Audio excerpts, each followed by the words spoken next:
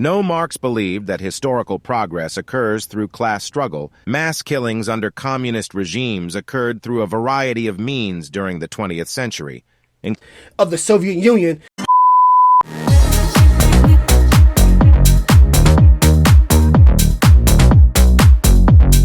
No bullshit, let's go.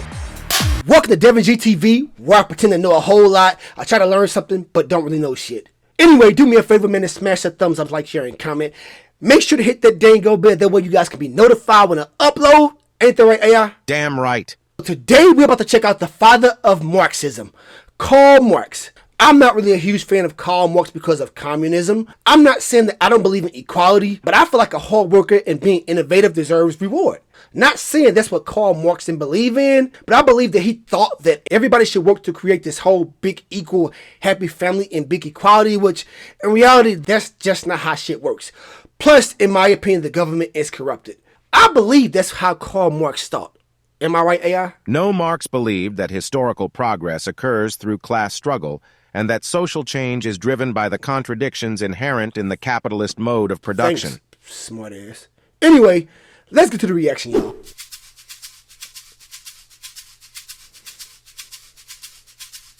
Karl Marx. Most people agree that we need to improve our economic system somehow. Yet we're also often keen to dismiss the ideas of capitalism's most famous and ambitious critic, Karl Marx. This isn't very surprising. In practice, his political and economic ideas have been used to design disastrously planned economies and nasty dictatorships. So if I remember right, there were a couple of leaders that did idolize communism. For example, like Joseph, Stalin of the Soviet Union. And when he did it, he reigned from, 1920s to 1953. And a lot of people died. Also, was it Mao Dong of China? I'm probably saying these fucking names. He done it, and a lot of people died. So, what is the benefit of communism? Communist ideology supports widespread universal social welfare. I get what you're saying, but still, then people die using communism? Mass killings. Anyway, back to the reaction, y'all. Nevertheless, we shouldn't reject Marx too quickly.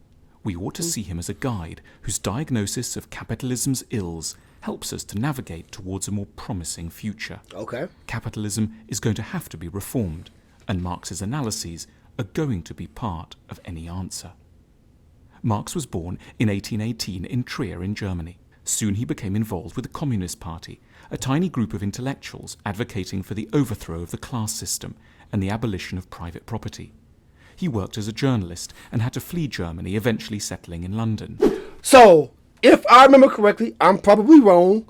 So, Karl Marx was born in Germany, and Germany was a communist country. And so, because he believed in socialism and, everybody being created equal, they didn't like his theories. And so, I think during that time, there was a revolution. And it made it dangerous for Karl Marx to live there. So, and he fled because he couldn't sell books and because of his teachings. And it made it real dangerous for Karl Marx to live in Germany. And I think I'm right. Mass killings under communist regimes occurred through a variety of means during the 20th century. Okay, so I'm right. Deaths through... I'm fucking right. Anyway. Marx wrote an enormous number of books and articles, sometimes with his friend Friedrich Engels. Mostly, Marx wrote about capitalism, the type of economy that dominates the Western world. It was, in his day, still getting going, and Marx was one of its most intelligent and perceptive critics. These were some of the problems he identified with it. Okay, here we go. Modern work nitty-gritty is alienated. One of Marx's greatest insights is that work can be one of the sources of our greatest joys. But in order to be fulfilled at work, Marx wrote that workers need to see themselves in the objects they have created. Think of the person who built this chair. It's straightforward, strong, honest, and elegant. It's an example of how, at its best, labour offers us a chance to externalise what's good inside us. But this is increasingly rare in the modern world. Part of the problem is that modern work is incredibly specialised. Specialised jobs make the modern economy highly efficient, but they also mean that it's seldom possible for any one worker to derive a sense of the genuine contribution they might be making to the real needs of humanity. Bruh, see, this is what I have the issue with. So this is what I mean. Now, I'm not saying I totally disagree with what he's saying, but I feel like in that theory, now, if it was something like art, I feel like art shows authenticity. I feel like with art, you can put more of your emotions and more of who you are in something like that. Or let's just say, something like a book. But when you talk about something of mass production, light bulbs or a chair, being your authentic self and displaying who you are as an individual, to me, that shit don't matter. Plus, we talking about money. So in a big corporation, you need to mass produce. Am I right, AI? The authenticity of provenance establishes the material existence of the work of art, the identity of the artist. Yeah, but my point is, again, if you're talking about a big company, you need to mass produce, all right? Supply and demand. And when and where the artist... Anyway. Marx argued that modern work leads to alienation, Entfremdung.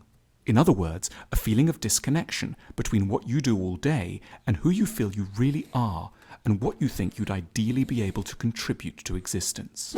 In my opinion, this is just my opinion, if that's how you think, then get a fucking hobby. When you clock out of your job, because it is a job, go home and create your own business so you can contribute to society in a way that you deem you should, right? Modern work is insecure.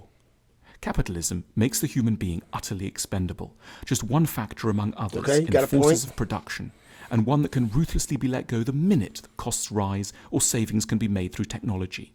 And yet, as Marx knew deep inside each of us, we don't want to be arbitrarily let go. We're terrified of being abandoned. Communism isn't just an economic theory. Understood emotionally, it expresses a deep-seated longing that we always have a place in the world's heart, that we will not be cast out. I kind of agree with what he's saying. For example, like AI. Can I be replaced with AI? Personally, I don't think so, because I feel like AI can't display the emotion and the human affection and the genuineness that a human brings. Now, when it comes to mass production, absolutely. I do believe that the computers can replace that because humans get tired. Humans aren't as sufficient as a computer. What do you think, AI? Do you think that humans can be replaced with computers? Yes, robots will replace humans for many jobs. Just as innovative... Anyway, you can't fucking replace me. So let's continue on to the reaction. Workers get paid little, while capitalists get rich. This is perhaps the most obvious qualm that Marx had with capitalism. In particular, he believed that capitalists shrink the wages of the labourers as much as possible in order to skim off a wide profit margin. He called this primitive accumulation, ursprüngliche Akkumulation. Whereas capitalists see profit as a reward for ingenuity and technological talent, Marx was far more damning. Profit is simply theft, and what you're stealing is the talent and hard work of your workforce. But on the other end, if you're innovative and you work hard, then that means you get better reward, right? Because if everybody is paid equal, no matter how innovative you are, no matter how creative you are, it don't really mean shit. I think I'm kind of getting what he's saying, right? And if not, let me know in the comments. However much one dresses up the fundamentals, Marx insists that at its crudest, capitalism means paying a worker one price for doing something and then selling it to somebody else at a much higher price. Profit is the fancy term for exploitation. That's how businesses are created, right? I have an idea, I sell my idea to you, you sell the idea to someone else, and you make profit. That's just how things should work. At least that's how I think it should work. That is not how it worked with communism. But I'm not talking to you. I'm not talking to you. I'm talking to them. So that's just my opinion, y'all. Capitalism is very unstable. Marx proposed that capitalist systems are characterized by a series of crises. Every crisis is dressed up by capitalists as being somehow freakish and rare and soon to be the last one. Far from it, argued Marx. Crises are endemic to capitalism, and they're caused by something rather odd. The fact that we're able to produce too much, far more than anyone needs to consume. Capitalist crises are crises of abundance, rather than, as in the past, crises of shortage. Our factories and systems are so efficient, we could give everyone on this planet a car, a house, access to a decent school and a hospital. And that's what so enraged Marx, but also made him so hopeful too. Few of us actually need to work because the modern economy is so productive. But rather than seeing this need not to work as the freedom it is, we complain about it masochistically and describe it by a pejorative word, unemployment. We should call it freedom. It sounds like he's saying that because companies can mass produce something, they don't do it. They pretend as if there's a shortage to make people work harder, to give up more of their time, which takes away their freedom to explore their individuality. If that's a word, is that what he's trying to say? There's so much unemployment for a good and deeply admirable reason, because we're so good at making things efficiently, we're not all needed at the coalface. But in that case, we should, thought Marx, make leisure admirable. We should redistribute the wealth of the massive corporations that make so much surplus money and give it to everyone. This is, in its own way, as beautiful a dream as Jesus' promise of heaven, but a good deal more realistic sounding. I don't know about that. I mean, I do agree that as a worker, when I work hard, I deserve a reward. But I'm not working as hard as a person who created the business. So why do I deserve an equal share or an equal portion? I'm not the person who took all the risk. I'm not the person who put up my house and put up my credit. You know, so why do I deserve an equal share? Or why do I deserve a house just as big as the person who owns the business? Or even drive a nicer car? Like, to me, I don't get that. Like, to me, that's how the lazy man thinks. I don't work hard for something, but I deserve an equal portion. Or am I looking at this wrong? Am I right, AI? I believe the wealth of the big corporations should be distributed amongst the poor to level the playing field. So basically, everybody is created equal. I disagree with that. Capitalism is bad for capitalists. Okay. Marx didn't think that capitalists were evil. Marx argued that marriage was actually an extension of business, and that the whole family was fraught with tension, oppression, and resentment, with people staying together not for love, but for financial reasons. Very true. Marx believed that the capitalist system forces everyone to put economic interests at the heart of their lives, commodity fetishism, Warenfetischismus, because it makes us value things that have no objective value. He wanted people to be freed from financial constraint so that they could, at last, start to make sensible, healthy choices in their relationships. Leisure. I agree because when you're so focused on making money and surviving, you don't have a chance to enjoy each other and build a bond and build a relationship. So he's saying that if everybody is created equal, have equal financial gain, then money isn't the issue. I guess I agree with that. Why don't we all think a bit more like Marx? An important aspect of Marx's work is that he proposes that there's an insidious, subtle way in which the economic system colours the sort of ideas that we end up having. The economy generates what Marx termed an ideology.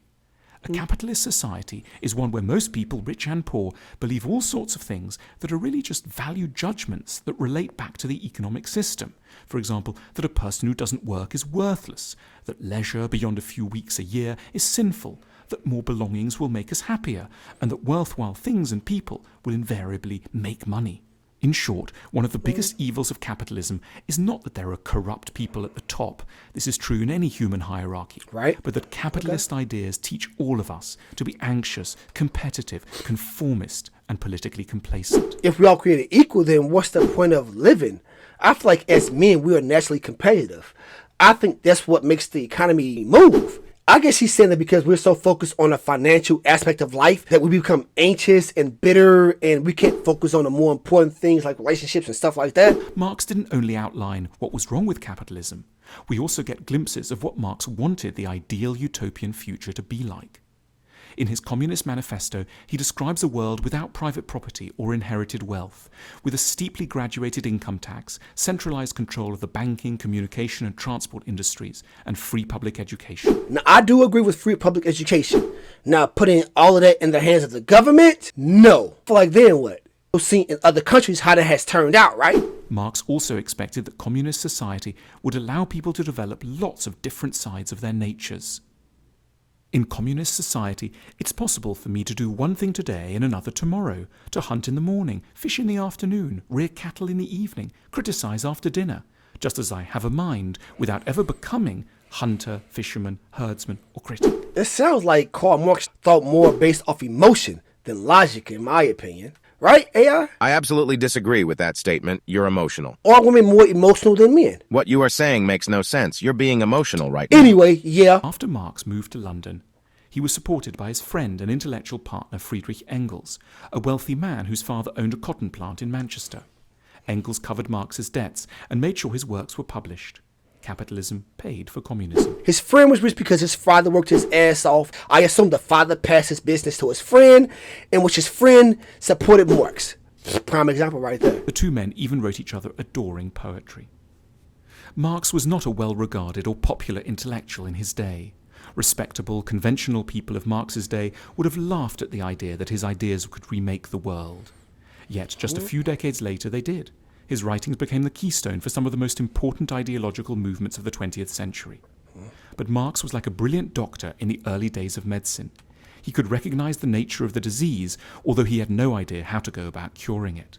At this point in history, we should all be Marxists, in the sense of agreeing with his diagnosis of our troubles. But we need to go out and find the cures that really will work. As Marx himself declared, and we deeply agree, philosophers until now have only interpreted the world in various ways. The point, however, is to change it. I feel like Mr. Karl Marx was more of a philosopher than a politician. He thought with more emotion than logic, in my opinion. What do you guys think?